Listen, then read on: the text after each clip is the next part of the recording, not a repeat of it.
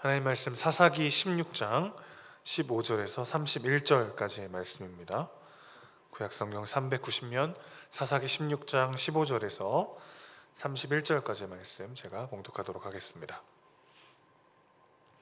들릴라가 삼손에게 이르되 당신의 마음이 내게 있지 아니하면서 당신이 어찌 나를 사랑한다 하느냐. 당신이 이로써 3번이나 나를 희롱하고 당신의 큰 힘이 무엇으로 말미암아 생기는지를 내게 말하지 아니하였도다 하며 날마다 그 말로 그를 재촉하여 조르매 삼손의 마음이 번뇌하여 죽을 지경이라. 삼손이 진심을 드러내어 그에게 이르되 내 머리 위에는 삭도를 대지 아니하였나니 이는 내가 모태에서부터 하나님의 나실인이 되었음이라. 만일 내 머리가 밀리면 내 힘이 내게서 떠나고 나는 약해져서 다른 사람과 같으리라 하니라.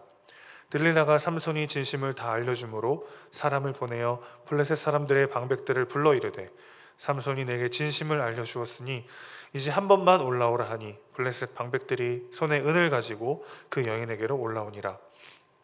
들릴라가 삼손에게 자기 무릎을 베고 자게 하고 사람을 불러 그의 머리털 7가닥을 밀고 괴롭게 하여 본즉 그의 힘이 없어졌더라. 들릴라가 이르되 삼손이여 블레셋 사람이 당신에게 들이닥쳤느니라 하니 삼손이 잠을 깨며 이르기를 내가 전과 같이 나가서 몸을 떨치리라 하였으나 여호와께서 이미 자기를 떠나신 줄을 깨닫지 못하였더라. 블레셋 사람들이 그를 붙잡아 그의 눈을 빼고 끌고 가사에 내려가 의돛줄로 매고 그에게 옥에서 맷돌을 돌리게 하였더라. 그의 머리털이 밀린 후에 다시 자라기 시작하니라. 블레셋 사람의 방백들이 이르되 우리의 신이 우리 원수 삼손을 우리 손에 넘겨주었다 하고 다 모여 그들의 신 다곤에게 큰 제사를 드리고 즐거워하고 백성들도 삼손을 보았으므로 이르되 우리의 땅을 망쳐놓고 우리의 많은 사람을 죽인 원수를 우리의 신이 우리 손에 넘겨주었다 하고 자기들의 신을 찬양하며 그들의 마음이 즐거울 때에 이르되 삼손을 불러다가 우리를 위하여 제주를 부리게 하자 하고 옥에서 삼손을 불러내매 삼손이 그들을 위하여 제주를 부리니라.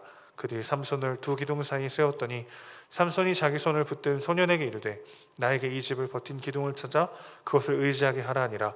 그 집에는 남녀가 가득하니 블레셋 모든 방백들도 거기에 있고 지붕에 있는 남녀도 3,000명 가량이라. 다 삼손이 제주 부리는 것을 보더라. 삼손이 여호와께 부르짖어 이르되 주 여호와여 구하옵나니 나를 생각하옵소서. 하나님이여 구하옵나니 이번만 나를 강하게 하사 나의 두 눈을 뺀 블레셋 사람에게 원수를 단번에 갚게 하옵소서 하고 삼손이 집을 버틴 두 기둥 가운데 하나는 왼손으로 하나는 오른손으로 껴 의지하고 삼손이 이르되 블레셋 사람과 함께 죽기를 원하노라 하고 힘을 다하여 몸을 굽히매 그 집이 곧 무너져 그 안에 있는 모든 방백들과 온 백성에게 덮이니 삼손이 죽을 때에 죽인 자가 살았을 때에 죽인 자보다 더욱 많았더라. 그의 형제와 아버지의 온 집이 다 내려가서 그의 시체를 가지고 올라가서 소라와 에사올 사이 그의 아버지 마누아의 장지에 장사하니라. 삼손이 이스라엘의 사사로 20년 동안 지냈더라. 아멘.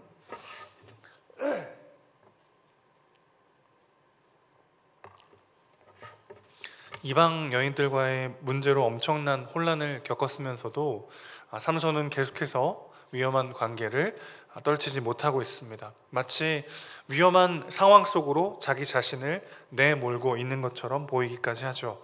계속해서 블레셋 사람들과의 목숨 건 싸움에 휘말리면서도 그는 더욱더 깊숙이 블레셋의 한복판으로 들어가고 있습니다. 삼손에게 사랑이란 무엇이었을까요? 그가 내었던 수수께끼처럼 꿀보다 달콤하고 사자보다 강한 것이 아닐까 유추할 수 있겠어요. 달콤하기도 하면서 내가 얼마나 강한지를 보여주는 그런 요소가 삼손에게 사랑이 아니었나 싶습니다. 사랑을 통해서 삼손이 채우려고 했던 것들은 그러니까 위험한 일탈이 주는 짜릿함과 쾌락, 그리고 관계를 통한 친밀감일 수도 있겠고요. 또 불가능한 미션을 수행하면서 주는 도취감일 수도 있겠습니다. 어떻게 하면 자신을 제압할 수 있겠냐고 묻는 여인의 무릎에 누워서 잠을 자는 삼손의 모습은 정말 치명적 위험이 아니라 그저 귀여운 앙탈로 느껴질 만큼 그녀와의 관계가 주는 친밀감이 너무나도 절실했다는 것을 보여주죠. 그녀가 나를 떠나면 삶의 의미가 없고 차라리 그녀의 품에서 죽겠노라는 삼손의 마음을 우리는 엿볼 수 있습니다. 일탈이 주는 짜릿함과 도치감에 취해 있는 삼손의 모습은요, 성중독자의 전형적인 모습을 보여줍니다. 적당량의 모험 요소와 또 위험 요소가 가미되면 그만큼 중독자가 느끼는 힘과 지배력과 자신감도 강해집니다. 스트레스가 높을수록 그 일을 이뤄냈을 때의 성취감은 크기 마련이죠. 그래서 위험과 흥분은 이 불륜과 밀접한 관련이 있다고 합니다. 삼손은 지금 그저 성적 쾌감만을 즐기고 있는 것이 아니라 아슬아슬한 자극을 즐기고 있는 것이죠. 그 행동이 끝나고 나면 모험과 정복을 통해서 자신의 매력을, 능력을 입증했다라고 하는 순간적 도취감을 경험할 수 있기 때문입니다. 자신의 힘의 원천을 묻는 들릴라에게 삼손은 처음에는 전혀 엉뚱한 것들을 말하다가 점점 머리털과 관련된 이야기들을 하게 되죠. 사실 삼손의 힘의 원천은 하나님이었지만 삼손은 마치 자기가 마지막까지 지키고 있었던 나실인 규례, 즉 머리를 밀지 않는 것이 자기 힘의 근원이라고 착각했습니다. 중요한 것은 삼손이 들릴라의 이 집요한 물음에 점점 자기가 생각하는 자기 힘의 원천에 대한 힌트를 주기 시작했고 결국 답을 털어놓았다는 것입니다. 그는 점점 더 위험한 상황을 즐기고 있습니다. 이렇게 삼손은 사랑을 달콤함, 짜릿함, 그리고 나를 강하게 해주는 것이라고 생각했던 것 같아요. 철저히 나를 채우는 행위인 것이죠. 반면에 들릴라는 어땠을까요? 들릴라에게 사랑이란 명예와 돈, 권력을 가질 수 있는 통로였습니다. 16장 5절, 사사기 16장 5절에 보면 블레셋 사람들의 방백들이 들릴라를 찾아와서 삼손을 넘겨달라고 이야기하죠. 이 블레셋 사람의 방백들이라고 하는 말은요, 블레셋 국가 전체의 리더들을 뜻하는 표현입니다. 삼손을 잡는 것은 그러니까 이제 단순히 개인의 복수를 위한 일이 아니라 블레셋 국가 전체의 일이 되었죠. 따라서 삼손을 넘겨주면 들릴라가 국가적 영웅이 된다는 것을 의미합니다. 들릴라가 블레셋 전역에 엄청난 영향력을 끼칠 만한 사람이 되어 버린 것이죠. 또 돈도 어마어마하게 벌 수 있습니다. 각각 은 1,100개씩을 주겠다고 약속을 하는데 은 1,100세겔은 노동자 1년 연봉의 약 110배 정도 되는 어마어마한 돈입니다. 지금으로 치면 수십억 원에 해당되는 돈이죠. 그런데 블레셋 부족의 지도자들이 각각 한 사람씩 그 금액을 주겠다고 이야기한 겁니다. 블레셋은 5개의 부족으로 구성되어 있었거든요. 그러니까 수백억의 돈을 벌 수 있다라고 약속을 한 것이죠. 여러분이라면 이 제안을 쉽게 물리칠 수 있겠습니까? 그런데 더 근본적이고 치명적인 동기가 숨어 있습니다. 바로 권력의 욕망입니다.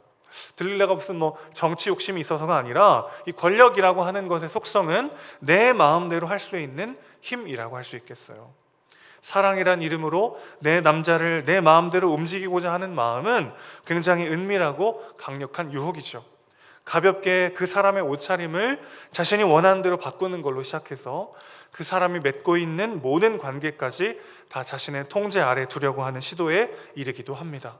자, 왜 이런 일이 벌어질까요? 내 사람을 내 마음대로 움직일 수 있을 때 내가 진정 사랑받고 가치 있는 존재라고 여기기 때문이죠. 그리고 늘 이런 시도가 관계를 무너뜨리게 되어 있습니다. 들릴라가 삼손에게 어떻게 호소합니까? 당신이 내 말을 들어주지 않는다면 당신은 나를 사랑하지 않는 것입니다.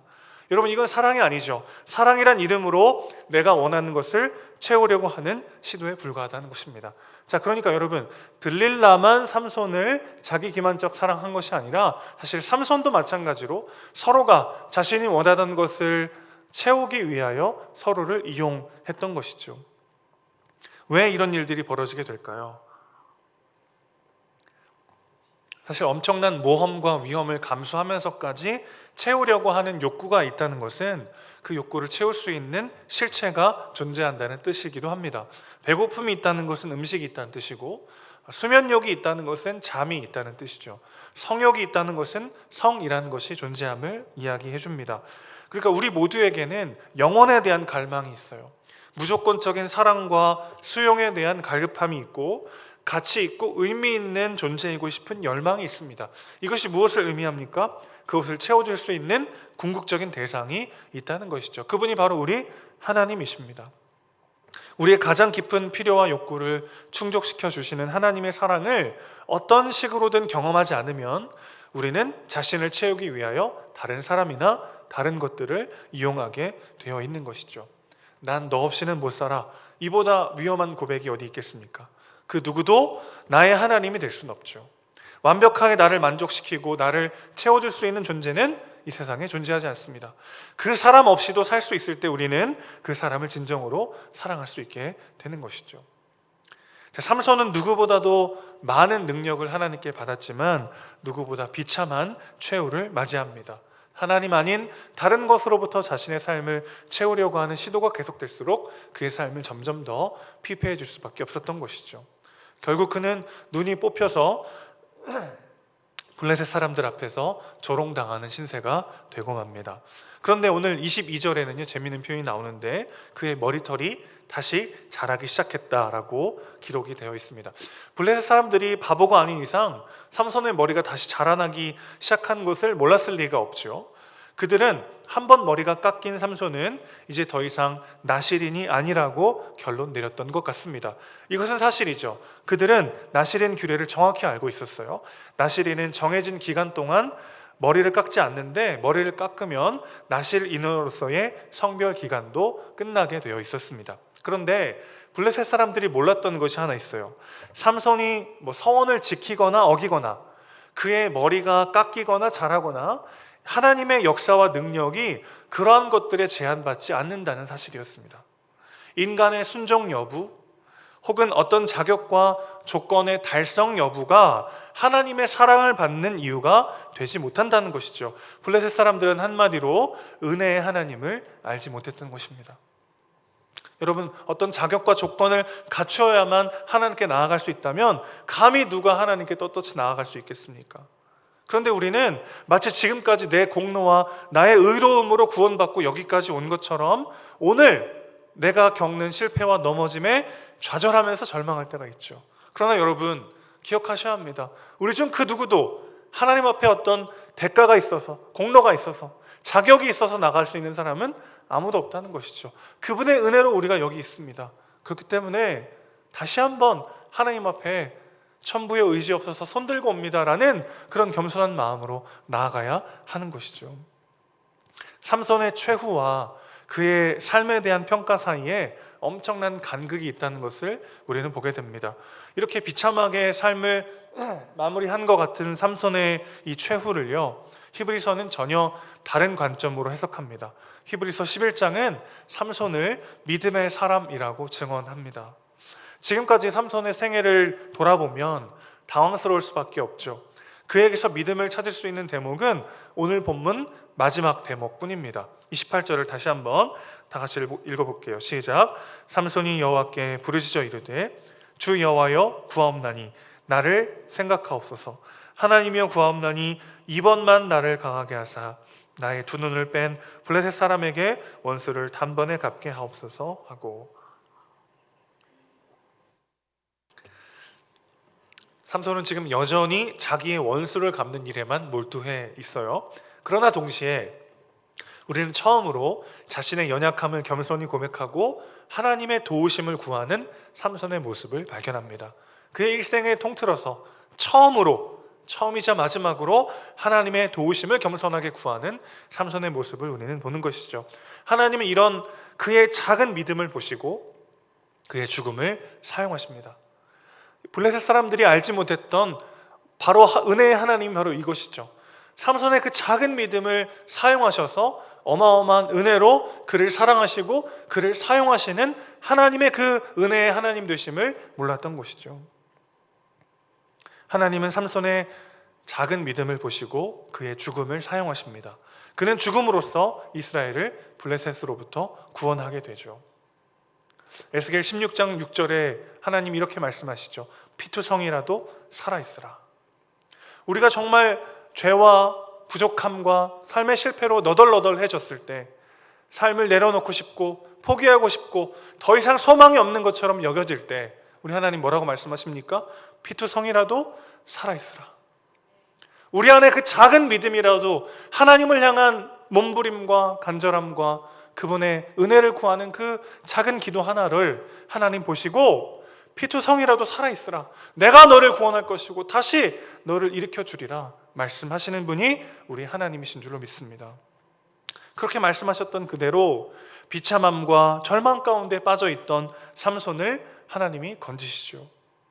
삼손이 자신의 일생을 믿음의 사람으로 마무리하는 데는 마지막 한 번의 은혜면 충분했습니다. 30절 보실까요? 그가 죽을 때에 죽인 자가 살았을 때 죽인 자보다 더욱 많았더라. 그가 사람을 죽이는 일이 뭐가 이렇게 중요합니까? 라고 묻는다면 그가 블레셋으로부터 이스라엘을 구원할 사사로 부름받았다는 사실을 기억하셔야 합니다. 그의 죽음은 단순한 죽음이 아니고 그가 블레셋 사람들을 죽인 것은 단순한 살인이 아니라 하나님께서 그를 통해 일하시는 이스라엘의 구원의 역사였다는 것이죠. 여러분, 하나님이 사랑할 수 없을 만큼 심각한 죄인은 존재하지 않습니다. 하나님이 사용할 수 없을 만큼 너무 늦은 인생은 존재하지 않습니다. 우리 자녀가 변하기엔 너무 늦었습니다. 내 인생이 다시 일어서기에 너무 멀리 와버렸습니다. 그런 마음이 들 때 그럴수록 더욱 은혜를 간절히 구하셔야 합니다. 피투성이라도 살아있으라. 삼손의 그 마지막 그 작은 믿음을 사용하셔서 결국 그를 믿음의 사람으로 완성시키신 하나님의 은혜, 그 하나님의 은혜를 구하며 오늘 우리의 상황과 환경과 상관없이 오늘 우리에게도 함께 하시는 그 하나님의 은혜를 누리고 내가 가져올 수 없는 진정한 승리와 평안을 맛보는 저와 여러분 되시기를 주님의 이름으로 축원합니다. 기도하겠습니다. 아버지 하나님, 삼손의 비참한 인생을 보면서 그러나 마지막 순간 그에게 있었던 지극히 작은 믿음 하나를 보시고 은혜로 그를 살리시며 사용하셨던 하나님의 놀라운 손길을 다시 한번 경험합니다. 주님, 마치 내가 엄청난 자격과 공로가 있어야만 하나님의 사랑을 받을 수 있을 것처럼 착각하지 않게 하시고 피투성이라도 살아있으라, 살아만 있으라 말씀하시는 하나님의 음성을 마음에 새기며 오늘도 나의 죄악됨과 무너짐과 연약함과 상관없이 상황과 환경의 어려움과 절망과 상관없이 하나님의 은혜를 구하며 다시 일어서서 하나님께 쓰임받고 다시 회복의 삶을 경험하는 우리 모두가 될 수 있도록 주님 붙잡아 주시옵소서. 우리 사랑이시고 주인이신 예수님의 이름으로 기도합니다. 아멘.